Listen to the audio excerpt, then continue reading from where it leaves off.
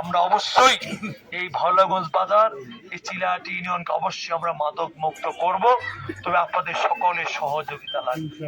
এই ভাওলাগঞ্জ বাজারে কিন্তু নেশার উপদ্রব বাড়ে গেছে। এখানে কম বেশি সমস্ত লোক কিন্তু বাজারে যান নাকি? এই ইউনিয়ন কাউন্সিলর লগতে এত বড় মাদকের কারবার হয়, কোনদিন তো কেউ আমাকে কহিলেন নাই। আমি কোত্থেকে খবর পেয়ে প্রশাসনের সহযোগিতায় সেখানে একজন নারী সহ 12 জনকে গ্রেপ্তার করা, এর আগেও গ্রেপ্তার করা হয়েছে। আমি আপনাদেরকে পরিষ্কার বলতে চাই, এই মাদক কারো সহায়ক নয়।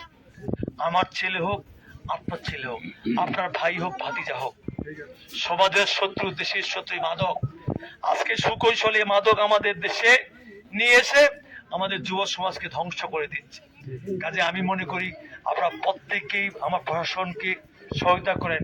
আমরা কারো বিরুদ্ধে নই, আমরা চাই তাদেরকে সংশোধিত করতে, তাদেরকে যেন আমরা সংশোধিত করে সুস্থ জীবন দিতে পারি।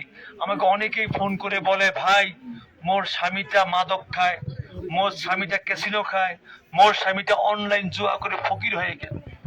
কাজে এইগুলো যখন শুনি তখন আমার বুকটা ফেটে যায়। কাজে আমি মনে করি আপনারা সবাই আমাকে সহায়তা করবেন, প্রশাসনকে সহায়তা করবেন। আমরা অবশ্যই এই ভাওলাগঞ্জ বাজার, এই চিলাহাটি ইউনিয়নকে অবশ্যই আমরা মাদক মুক্ত করব, তবে আপনাদের সকলের সহযোগিতা লাগবে। প্রশাসন বলেন, আমি বলেন, আমাদের সম্ভব না।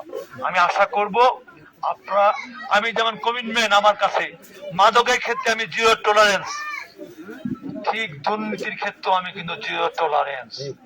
আমার দলের যত বড় নেতা হোক, আমাদের শুরু করি, যদি কোনো অন্যায় দুর্নীতি করে কোনো ছাড় আমি দিব না।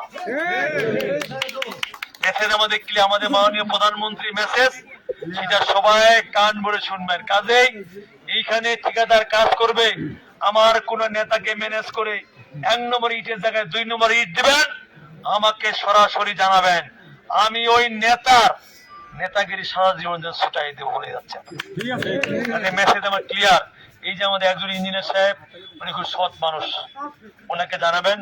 আমাদের ইউনো সাহেব অসম্ভব সৎ মানুষ, কাজে তারা সেখানে আমাদের সহায়তা করবেন। আমি আশা করব আপনাদের সকলের সহযোগিতায় আমরা একটা সুন্দর বাংলাদেশ গড়ে তুলতে পারবো। ঠিক আছে, আমরা আমাদের মানসিকতা চেঞ্জ করি। আজকে তারেক রহমানকে দেখেন না সংসদে, মির্জা ফখরুল আলমগীর তার যে ছোট নেতা, ওনাকে দেখলে উনি উঠে দাঁড়ান। এমন হয়ে গেছে আমি একদিনে 27 বার উঠতে দেখছি।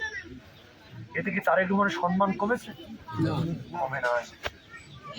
আজকে তারেক রহমানের মতো নেতা ট্রাফিক আইন মানে, আজকে তারেক রহমান এসি মিটার 25-এর নিচে নামায় না। আমরা তো এসি পারলে 18টা নামাই দিই। উনি অফিস করেন 9টায় অফিস, 9টায় যান, পারলে 2 মিনিট আগে যান, আমাদের রোল কল করে।